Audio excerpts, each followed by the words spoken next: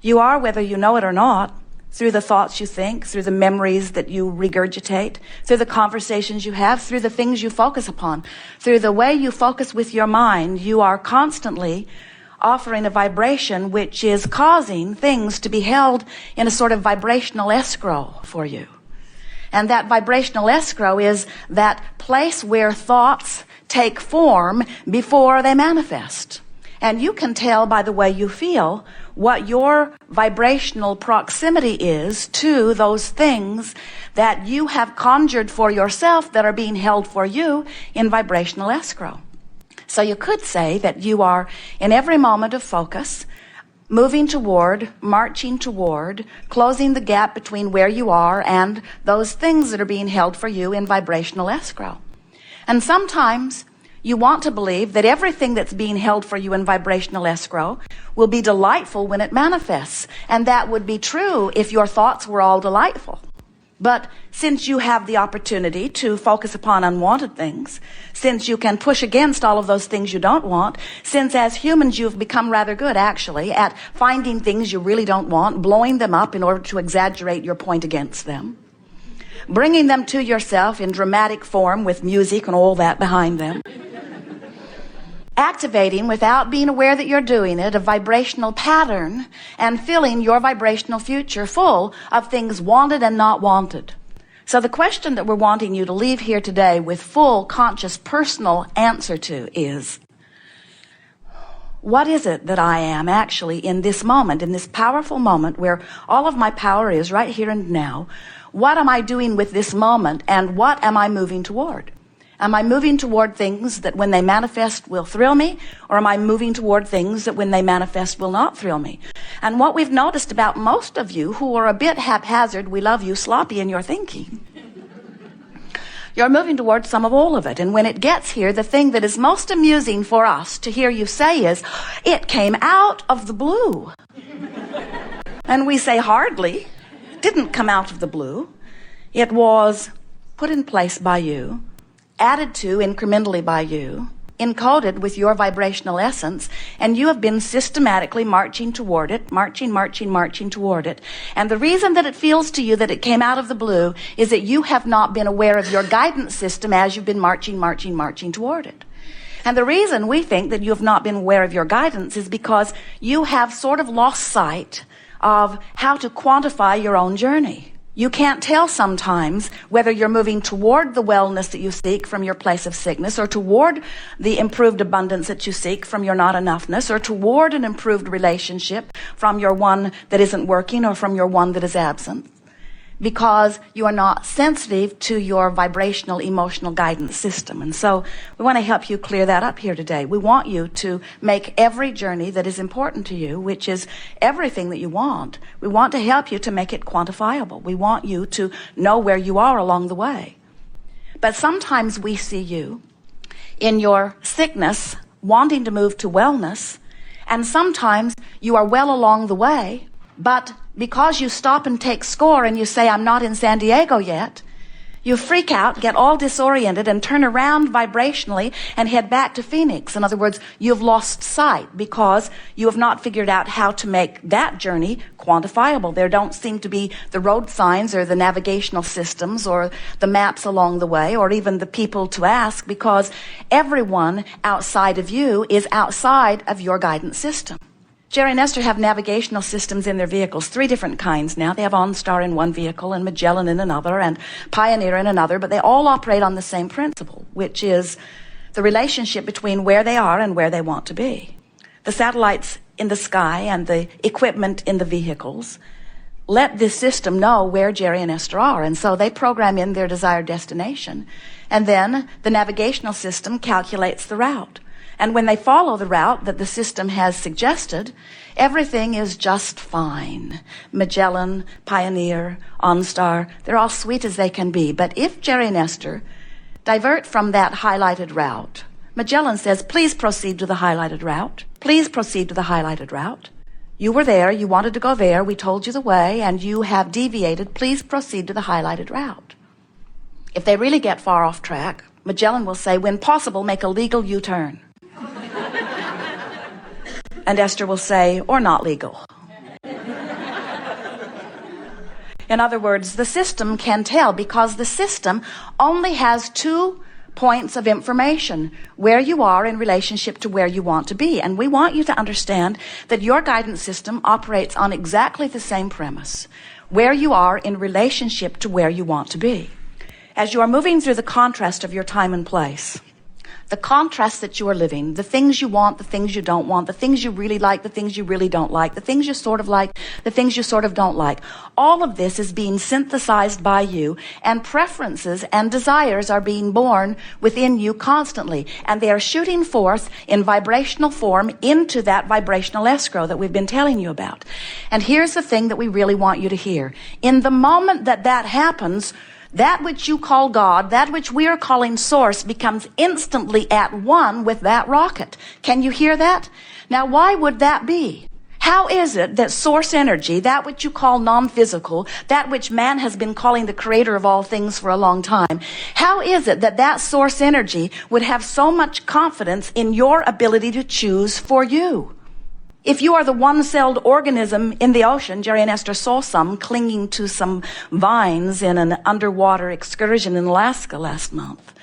Even those one-celled organisms are having their personal experience, and from their personal experience, their preferences are being born, and source in its wisdom knows that no one can choose better for the one-celled organism, and no one can choose better than the cells in your body, and nobody can choose better for you than you. So when a preference is born at any level of consciousness, source agrees and becomes one with that desire. So 1 point of vibrational relativity is established. Well, what's the other point of vibrational relativity? It's how you're percolating along right now. It's what you're believing. It's what you're thinking. It's what you are offering vibrationally because of whatever it is that you are giving your attention to right now in your powerful, focused moment of now. Whether you're focused past, present, or future, you're doing it right here and you're doing it right now. And in doing so, you are activating a vibration that is another vibrational reference point. Now, you see how this works? So now those 2 points of vibrational relativity are active within you. So let's say contrast has caused you to want more money. And source agrees. You should have more money. Source lines up circumstances and events. All things are in motion. Things are in place to give you any amount of money that you have conceived that you would like for any purpose that is important to you. It's done. Source will tell you that. So be it. It is done. Ask and it is given every single time. And here you are, optimistic about the money that's coming. So you have closed the vibrational gap between the money that you're asking for and how you feel right now. So there is no vibrational discrepancy in your signal. You're tuned in, tapped in, turned on. You're offering a pure signal, and the circumstances and events that are being lined up are easily being received by you. You know it. You can feel it. Doors are opening. Things are going well. Things are unfolding. You can feel your alignment of being. But what if you've launched the rockets of desire, source heard it, answered it, so be it, it is done, and you're complaining, I don't have enough money. I've never had enough money. I've never known anybody really who's had enough money. My parents didn't have enough money. Even when they died, they had no money to leave me. And as you beat that drum and keep that vibration activated within you, there is vibrational disparity between where you want to be and where source knows you can be and where source agrees that you already are, and the vibration that you continue to establish. So you set up this vibrational discord within you because the you that is really you, that is amended, the you that came forth from non-physical, that had the experience with the you that is here in this physical body, that gave birth to the rocket of desires, where the you that is really you joined it, you and you are not in vibrational alignment. Are you getting the sense of what we are talking about?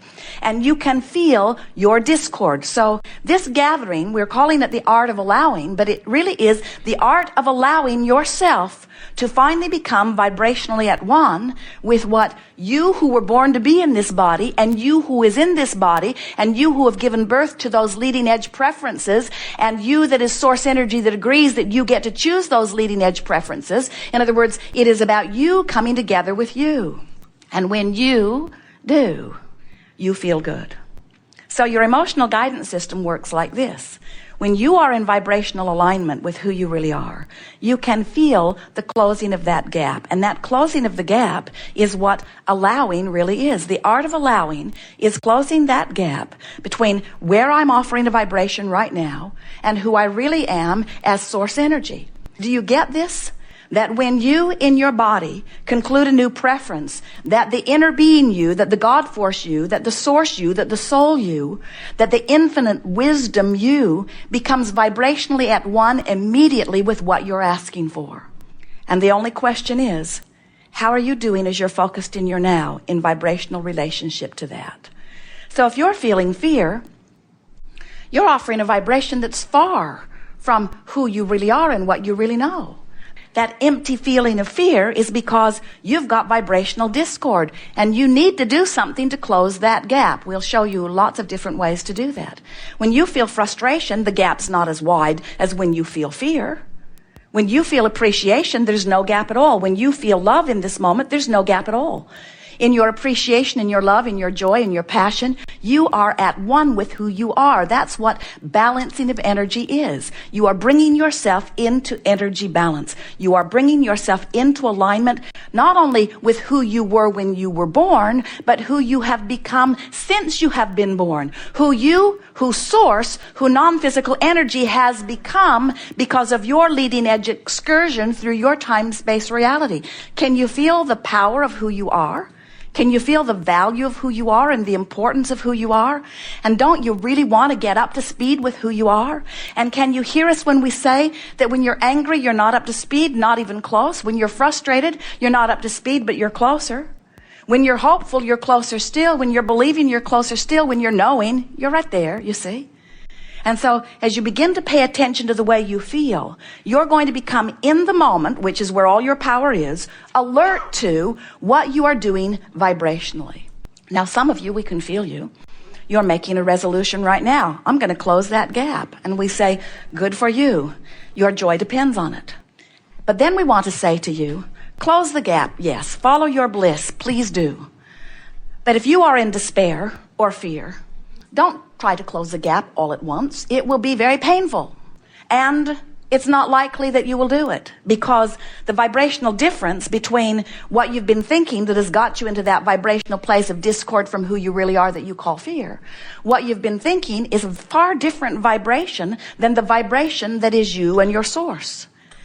In the same way that you cannot set your radio dial on 6:30 a.m. and hear what's being broadcast on 98.7 FM, you cannot focus upon things that make you feel fear and be a vibrational match to who you really are at the same time. Nor can you switch the thought in a moment. But you can be aware of where you are vibrationally, and you can be aware of who you really are, and you can, right now, from wherever you are, which is just fine, really it is, begin to move in the direction of what feels better. So what we are suggesting, if you've been listening to us for a while, you have discovered that we are eternal spewers of processes. More than you can count, really, or apply all at once. But imagine that here you are living some contrasting experience, and by contrast, we just mean variety, like a well-stocked kitchen.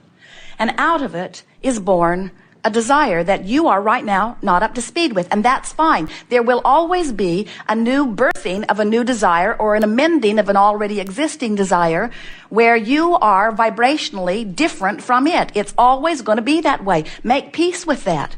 You are eternal beings, and your experiences are always going to take you into the new place.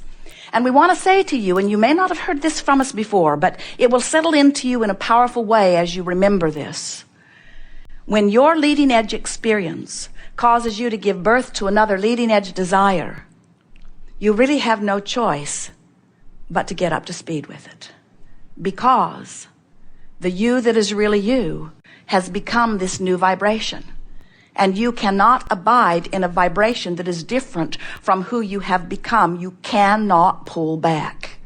You cannot pull back to something that you've been previously. None of us can. That's why it is sort of funny to listen to so many physical beings talking about being born again in the 16th century. It is not going to happen. You cannot pull back from that which you have become. Your exposure to this experience has taken you into this new place, and now your joy depends upon you becoming at one with that. And that's why you were born with a guidance system that lets you know whether you're doing that or whether you're not. Nice to know, isn't it?